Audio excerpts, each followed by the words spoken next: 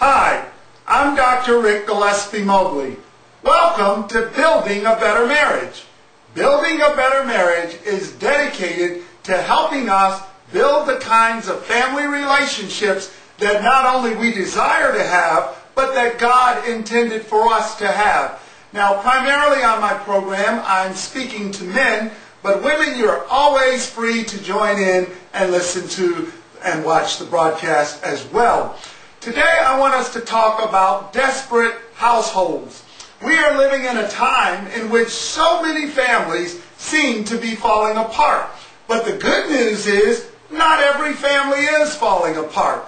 And there are a lot of families that are beginning to experience the richness and the joy that God intended for them to have. Now, one of the things we want the family to be is a fortress and not a facade. By a fortress, I mean that family is strong, the members are supporting each other, they're encouraging one another, they're building each other up.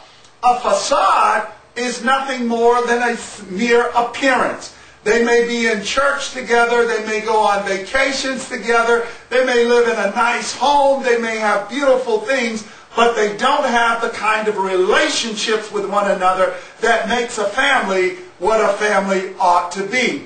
And a facade is something you just put on to be seen by others. But the family that is truly a fortress is a family that not only others admire, but they can model themselves after. And that family is experiencing the kind of life that God intended for them to have.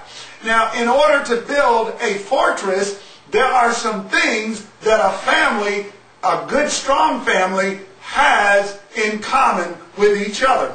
So let's look at some of those things that are common to families that are building a fortress. First of all, there is a strong sense of commitment.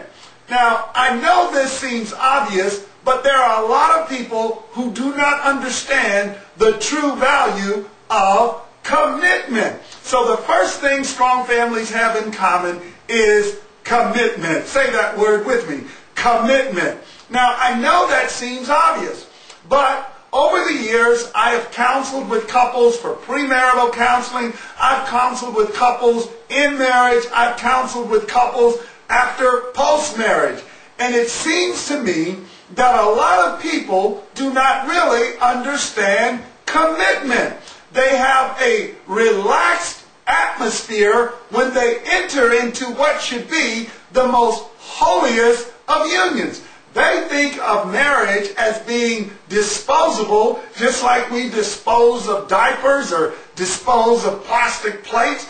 They figure that, hey, if it works, fine. If it doesn't work, fine. I'm sure it will. But if it doesn't, then, that's kind of way the ball bounces. My friends, that is not commitment. Commitment means I am going to be here no matter what. Commitment is the assurance that this family is going to stay together. This family is going to value each other, and it's going to value each other for a lifetime no matter what. Whatever problems we face, whatever challenges we face, we are going to face them together. Why? Because we are committed to each other. Strong marriages take the following words and carve them into granite. I am committed to you no matter what. Okay? Have you said that to your spouse lately? I am committed to you no matter what. Because you see, there's a lot of whats that are going to come into your life. Some of you are going to have difficulty over money. Some of you are going to have difficulties over family.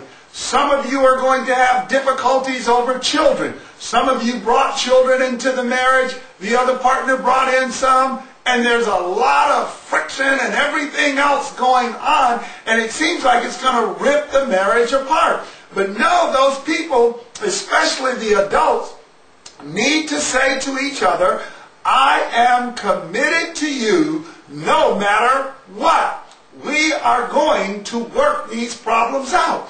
Now those of you who are in blended families, and by that I mean you brought children in, I want you to know from the get-go, it takes about 5 years for a blended family to really come together and to work. So if you're bailing out at year 1, year 2, year 3, year 4, you really haven't given yourself the time necessary to build that home.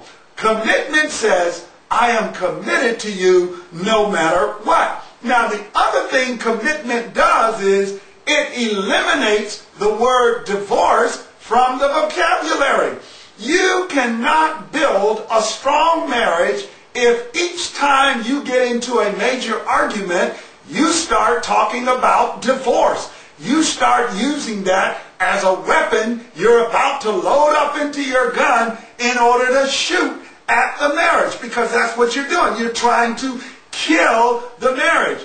Couples who are committed to each other, they take the word divorce out of their vocabulary and they don't keep using it as a constant threat of what might happen. When you are committed to each other, you do not say to the other person, well, I don't see why you're still here. I think you ought to leave. Well, they are there because hopefully they are committed to the relationship. And if you are committed to the relationship, you don't have the right or the authority to keep suggesting that somehow the other person leave.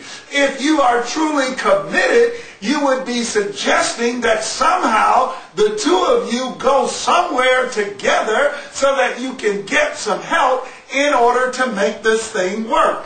Commitment means I'm in it for the long haul. Now, parents, not only do we have to be committed to each other, we've also got to be committed to our children. Now, this can be very, very difficult when our kids are just seem hard-headed. This can be very difficult, again, when we've got blended-in families and these kids don't really want you to be their mom and these kids don't really want you to be their dad. Hi.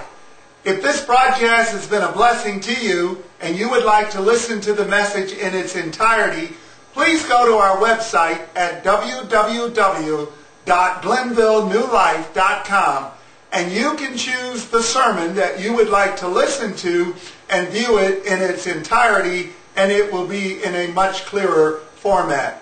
That's www.glenvillenewlife.com.